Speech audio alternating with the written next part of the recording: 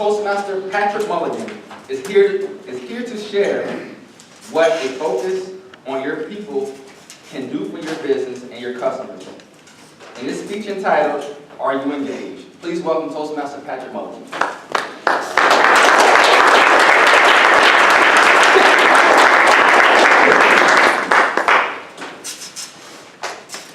going to be honest, I don't really know how I'm going to follow that up. Gallup describes employee engagement as an employee's willingness to put forth discretionary effort in their jobs.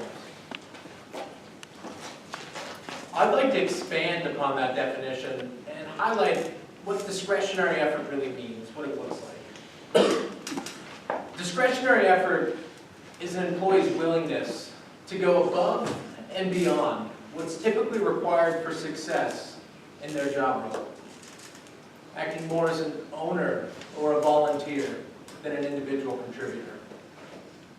When we get that type of discretionary effort from our workforce, everything else seems to excel. I liken it to the quote from JFK, "A rising tide lifts all boats."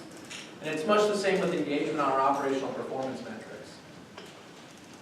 I work for an organization called Talent Keepers. And since 2000, we've been focused solely on understanding what it is that causes good employees to join, stay, or leave the organizations they're a part of. And our mission is to help organizations better engage and retain their employees. Since 2004, we've conducted annual research on engagement retention trends across the U.S., which is now considered the longest continuously run study of engagement retention trends in North America. Last year's research saw data from over 650 organizations in almost every industry imaginable, all about what they do to drive engagement and what that means for their businesses.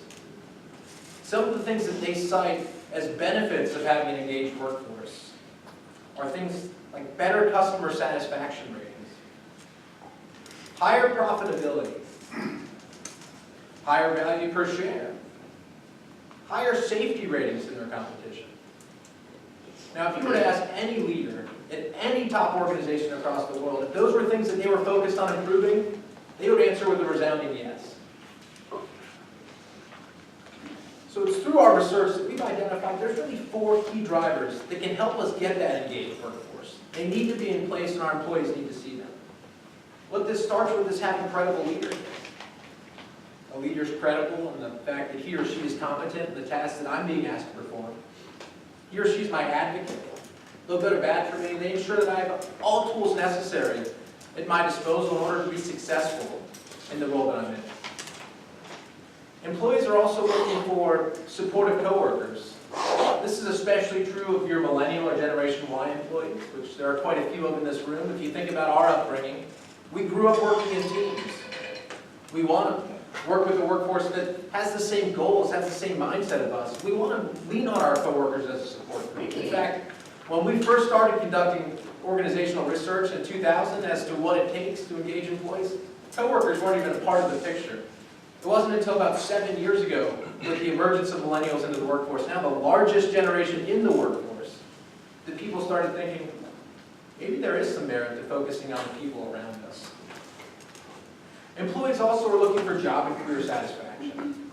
They are wanting to know that there's an opportunity for them to use the skills that they currently have, that they can grow those skills, they can grow in their career, and they can achieve those career goals.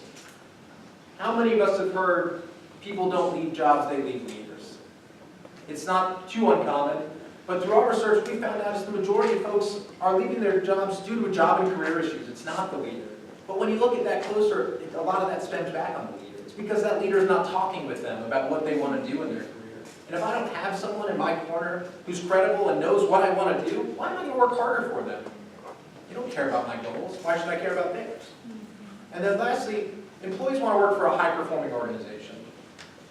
An organization they deem does good, socially desirable work. One that they're proud to tell their family and friends they're a part of. And one that they're excited to come into each and every day. Well, if we have those 4 drivers in place, then our research says your employees should be engaged, but unfortunately it's not that simple. We can have all 4 of those drivers in place, and folks still aren't engaged. It's not a light switch. It's more of a continuum. It takes time, it takes effort, it takes resources.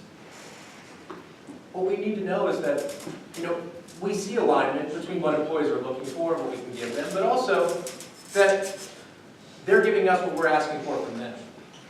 And that can all be switched with something that we experience every day, change. And it's important to note that that's not only affected by, personal change, right? Maybe I'm welcoming a sick or aging parent in my home.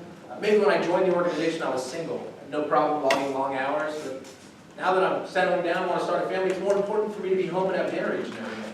If no one knows that about me, how am I going to be able to accomplish my goals? But that also can be affected by professional change. Maybe it's as drastic as a reorganization or a merger, but maybe it's as simple as I've got a new leader. Does this leader know what I'm looking for? Are they going to help me get there? The point I'm trying to make this morning is we think about all these external factors that we have. It comes to why people come into work every day, what they want to do. It's the type of environment that we're working in. We see so much of a focus on culture in the workplace. Yeah, culture is important. Do I have coffee available for me? Can I play ping pong on my break with my friends?